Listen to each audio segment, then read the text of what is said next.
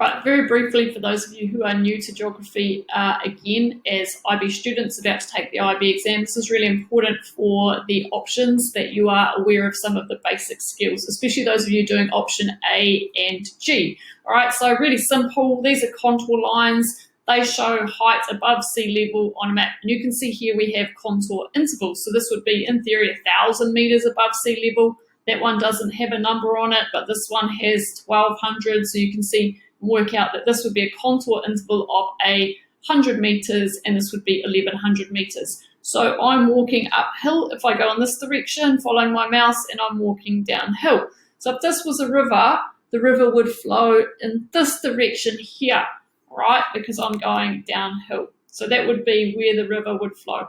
Okay, so between here, so that would be 1,400, and on the line would be 1,500. Just say hypothetically here at this point, it might be just over 1,450 meters above sea level. Okay, so the direction that my river might flow would be from the west to the east. These are the types of things you need to be able to work out, right? So again, if I look at the black dot, it's in between 1,200 and 1,300 meters above sea level. So that would be approximately 1,250 meters. Make sure you always write in your unit. Okay, so here, my contour interval, I can work this out. This is 600.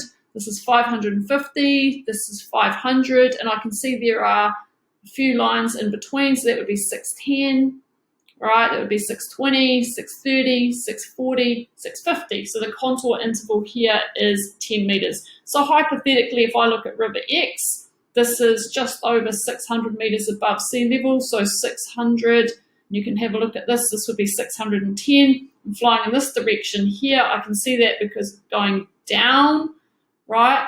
Because this is 400 meters, and then I go further down here to 350 meters above sea level. So I need to look at that there in terms of the direction that my river might be flying. So I might be flying in a hypothetical northeast direction, all right? So I've got map evidence here, okay? So if I do go and have a look here, another thing I might look at the course that I'm in, all right?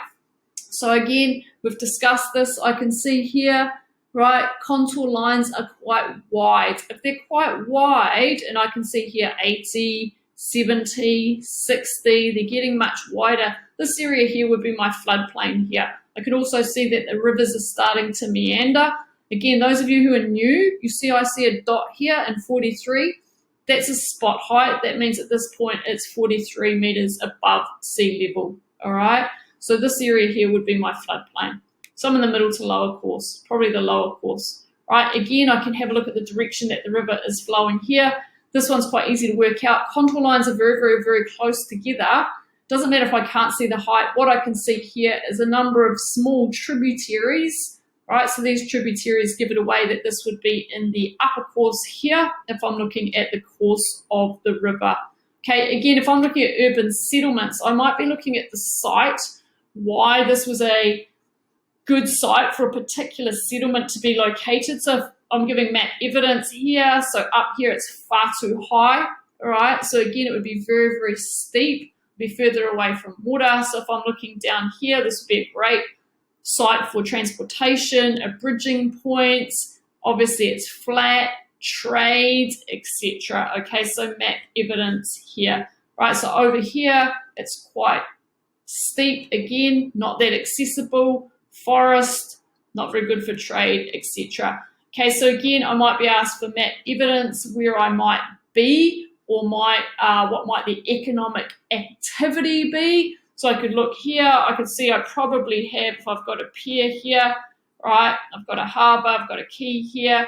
I could go for a couple of things here. I could go for industry, looking at the size of the buildings, right? I don't have a quay here for you, okay, so I would go with industry.